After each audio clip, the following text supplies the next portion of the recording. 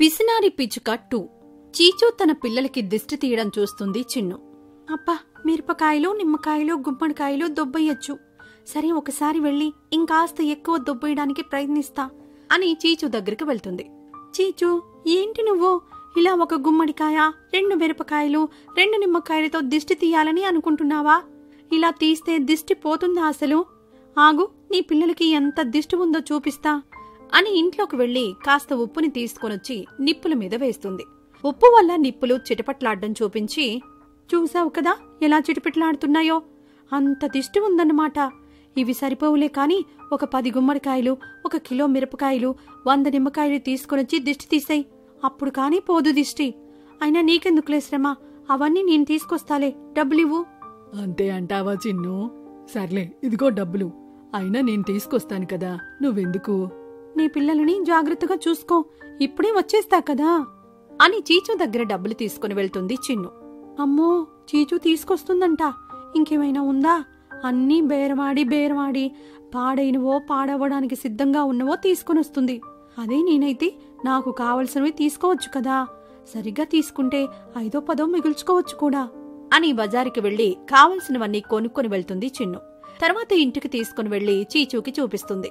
ఇదిగో, వీటితో దిష్టి తీసేసి నీ ఇంటి వెనకాల పడేసి మళ్ళీ చూడకుండా వచ్చేయి అని అనగానే చిన్ను చెప్పినట్టుగానే తన పిల్లలకి దిష్టి తీసేసి ఇంటి వెనకాల పడేసి వెనక్కి తిరిగి చూడకుండా వచ్చేస్తుంది చీచు. వెనకాల నుంచి వెనకాలే చిన్ను వాటిని తీసుకుని వెళ్లిపోతుంది. చిన్ను ఇంటికి వెళ్లిన తర్వాత తనకి కావలసిన వస్తువులన్నింటినీ చూసుకుంటూ, అమ్మయ్యా, ఈసారికి ఎలాగోలా గట్టెక్కేస్తా. కాని చీచూకి ఎటువంటి అనుమానమైతే రాలేదు కదా. అయినా మనం ఇంత పక్కాగా ప్లాన్ చేసిన తర్వాత అనుమానం ఎలా వస్తుందిలే? ఫ్యామిలీ సెంటిమెంట్ కదా, ఎప్పటికైనా వర్కౌట్ అవుతుంది అనుకుని తన తెలివికి తనలో తానే మురిసిపోతుంది. తర్వాత రోజు ఊరిలో నడుచుకుంటూ వెళ్తుండగా రాము చూసి, ఏంటి చిన్ను, ఈ మధ్య స్కామ్లు కూడా చేస్తున్నావా? నేనా? స్కామా? ఏం మాట్లాడుతున్నావు రాము? నువ్విలా మాట్లాడతావని నేనస్సలు అనుకోలేదు. అలా కాదు చిన్ను, ఈ మధ్య ఏ ఛానల్ చూసినా స్కామ్ అని చూసి ఏది మాట్లాడినా స్కామ్ అనే వస్తుంది నోటికి. ఊరికే అన్నానులే కాని ఇంతకీ నీ స్కామ్ ఎలా నడుస్తుంది? అదే పని ఎలా నడుస్తుంది అనబోయి ఇలా స్కామ్ జపం చేస్తున్నా. వీడికి నిజంగా నిన్న నేను చేసిన పని తెలిసిపోయిందేమో అని ఒక్క నిమిషం గుండె ఆగినంత పనైంది అని తనలో తాను అనుకుంటుంది. ఏంటి నీలో నువ్వు మాట్లాడుకుంటున్నావు? ఏదైనా చాతబడి పూజలు చేస్తున్నావా నా మీద? అయ్యో రామా, నోరు తెరిస్తే స్కామ్లు, పూజలు ఇలాంటి మాటలు తప్ప సాధారణంగా మనుషులు మాట్లాడుకునే మాటలు ఏవీ రావా నీకు? అందరూ మాట్లాడుకునే మాటలే ఇవి చిన్ను. ట్రెండింగ్లో ఏ టాపిక్ ఉంటే దాని గురించే మాట్లాడాలి, లేదంటే మనకి వాల్యూ ఉండదు. ఇదే సోషల్ మీడియా ట్రెండ్. ఇవన్నీ నీకు అర్థం కావలేపో. పోయి అమ్మలక్కల ముచ్చట్లలో మూతి పెట్టుపో అని అక్కడ్నుంచి వెళ్లిపోతాడు రాము. అక్కడ గుడి దగ్గర ఎవరో కొబ్బరికాయలు కొట్టినట్టున్నారు. ఏ కోతులో తీసుకెళ్లకముందే నేను తీసుకెళ్తే ఈ రోజుకి సరిపోతుంది కదా అని గుడిమెట్ల దగ్గరికి వెళ్లి కొబ్బరికాయలు ఏరుకుంటూ ఉంటే మిగతా పక్షులన్నీ చిన్నుని చూస్తాయి. చిన్ను మాత్రం వాటిని పట్టించుకోకుండా కొబ్బరికాయలు ఏరుకునే పనిలో ఉంటుంది. ఏంటి చిన్ను, ఇలా గుడిమెట్ల దగ్గర కొబ్బరికాయలు ఏరుకుంటున్నావు? వాళ్ళని చూసి షాక్ అయిన చిన్ను ఏం మాట్లాడాలో అర్థం కాక చూస్తుండిపోతుంది. కాసేపటికి తేరుకున్నాక, అంటే ఇది గుడి కదా, గుడి దగ్గర ఎవరైనా కొబ్బరికాయలు కొడతారు కదా, అలాగే నేను కూడా కొడుతున్నాను. అవన్నీ మేం కొట్టిన కొబ్బరికాయలు కదా, నువ్వు కూడా అక్కడ కొడుతుంటే నీ కొబ్బరికాయలేవి? అంటే మీరందరూ ఇప్పుడు ఏమంటున్నారు? నేను మీరు కొట్టిన కొబ్బరికాయలు ఏరుకొని వాటిని ఇంటికి తీసుకుని వెళ్లి 2-3 రోజుల పాటు ఇదే తినేసి కాలం వెళ్లదీసేదానిలా కనిపిస్తున్నానా? అంత పిసినార్దానిలా కనిపిస్తున్నానా నేను? అదేంటి కంగారులో నిజాలు మాట్లాడేస్తున్నా? అయ్యో, అలా ఎందుకంటాం చిన్ను నిన్ను? నీ గురించి మాకు తెలియదా? నువ్వేదో పనిలో ఉండి ఉంటావు. ఇలా అందరం తలా ఒక ప్రశ్న అడిగితే నువ్వు మాత్రం ఏమని సమాధానం చెప్తావు? సర్లే, తొందరగా గుళ్ళోకి వచ్చేయ్, జాతర చేసుకుందాం. వస్తున్నా, మీరు వెళ్ళండి అని చెప్పి పక్కకెళ్లి నించుంటుంది. అవును, ఆ గద్ద నా గురించి అన్నీ తెలుసంటూనే నువ్వు అలా ఎందుకు చేస్తావు అంటుందేంటి? నేను కాబట్టే కదా అలా ఇచ్చే పర్ఫార్మెన్స్ చూసిన తర్వాత కూడా ఎవరైనా నన్ను పిసినారి అనుకుంటారా చెప్పండి? మీకేమనిపిస్తుంది? నేను పిసినారిని అనా? మీరు నా గురించి ఏమనుకుంటున్నారో తప్పకుండా చెప్పండి. నా గురించి మరింత తెలుసుకోవాలి అనుకుంటే ఛానల్ని సబ్స్క్రైబ్ చేసుకోండి. ఇప్పటికుంటాను, మళ్ళీ తొందరలోనే కలుస్తా. దొంగ పిచ్చుక. చీచూ తన పానీపూరి బండి తెరచి పార్సల్ కడుతూ ఇలా అనుకుంటుంది. అబ్బా, ఈరోజు చాలా ఆర్డర్స్ వచ్చాయి. 1 గంటలో అందరికీ ఇచ్చేస్తే చాలు. ఈరోజు నా వ్యాపారం సాగిపోయినట్టే. ఇక హాయిగా ఇంటికి వెళ్ళవచ్చు అనుకుని ఆనందంగా పార్సెల్స్ కట్టుకుంటూ ఉండగా నెమ్మదిగా వెనకాల నుంచి ముసుగు వేసుకుని ఎవరో వచ్చి కర్రతో చీచూని తలపై కొట్టేసి ముసుగు తీసేస్తుంది చిన్ను. చిన్నుని కాదని తినాలంటే వాళ్ళు పెట్టి పుట్టాలి.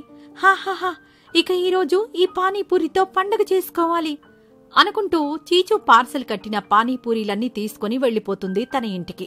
తర్వాత రోజు రాము తన దగ్గర ఉన్న డబ్బులని పట్టుకుని కంగారు పడుతూ ఉంటాడు. అప్పుడే అక్కడికొచ్చిన మీను రాముని చూసి, ఏంటి రాము, ఏమైంది నీకు? అంతలా కంగారు పడుతున్నావు, ఏంటి సంగతి? ఇందాకే నాకు తెలిసింది, మా ఇంటిపై ఐటీ దాడి జరగబోతుందట. ఇదంతా బ్లాక్ మనీ, ఎక్కడ పెట్టాలా అని ఆలోచిస్తున్నా. ఇంత బ్లాక్ మనీ అంటే బానే సంపాదిస్తున్నావు. సరే, నేను నీకు సేఫ్ ప్లేస్ చెప్తాలే కాని నాకేంటి లాభం? నేను రిస్క్ తీసుకుని నీకు సహాయం చేయాలంటే నాకు ఏదో ఒక లాభం ఉండాలి కదా. ఇంత అర్జెంటు టైంలో నీ బేరాలేంటి? ఎంతో కొంత తీసుకుందులే. ముందైతే దీన్ని దాచిపెట్టే, లేదంటే నేను జైలు పాలవుతాను అనడం చెట్టుపై నుంచి చూస్తూ ఉంటుంది చిన్ను. హాహాహా, ఆ ఫోన్ చేసిన ఐటీ ఆఫీసర్ని నేనే, ఇప్పుడు డబ్బులు కొట్టేయబోయే దొంగని నేనే అంటూ సూపర్ మ్యాన్లా మారిపోయి గాల్లో ఎగురుతూ రాము దగ్గరికి వెళ్లి ఆ డబ్బులన్నీ లాక్కొని తిరిగి వెళ్లిపోతుంది. రాము చూస్తుండగా తన కళ్ల ముందే తన డబ్బంతా పోవడంతో మీనుతో గొడవకు దిగుతాడు. డబ్బు నీ చేతికిచ్చిన తర్వాతే పోయింది కాబట్టి నువ్వు నా డబ్బు నాకు ఇచ్చి తీరాలి. నువ్వేం చేస్తావో ఎలా చేస్తావో నాకు తెలీదు. నా డబ్బు నాకు కావలసిందే. అందరినీ మోసం చేసి లంచాలు తీసుకుని సంపాదించిన డబ్బే కదా. ఏదో కష్టపడి సంపాదించిన డబ్బులా అంతలా బాధపడిపోతావు ఎందుకు?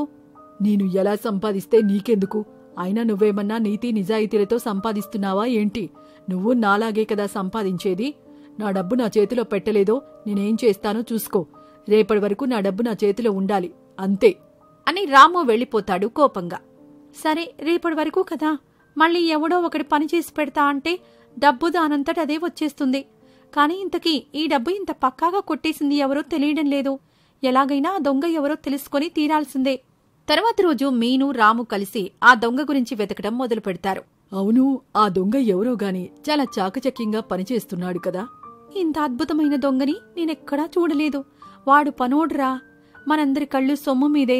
దడేలుమని ఒక శబ్దం, కాళ్ల ముందే సొమ్ము మాయం. వాడు పనోడ్రా. డబ్బు దొంగతనం చేసిన వాణ్ణి పొగుడుతున్నావేంటో నాకైతే అర్థం కావడం లేదు అని అంటుండగానే చిన్ను అక్కడికొస్తుంది. మీ ఇద్దరూ ఏంటో గూడుపుటాని చేసుకుంటున్నట్టు కనిపిస్తుంది. కొంపదీసి ఆ దొంగతనాలు చేసేది మీరేనా ఏంటి? మీ మొహాలు చూస్తుంటే అలాగే అనిపిస్తుంది, దొంగ మొహాల్లాగా.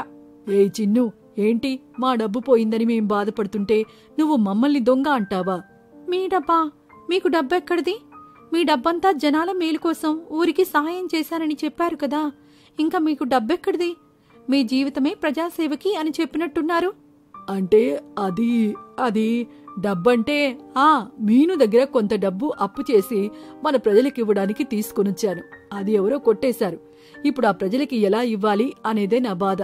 అందుకే ఇంతలా బాధపడుతున్నాను. అంతలా బాధపడవలసిన అవసరం ఏమీ లేదు.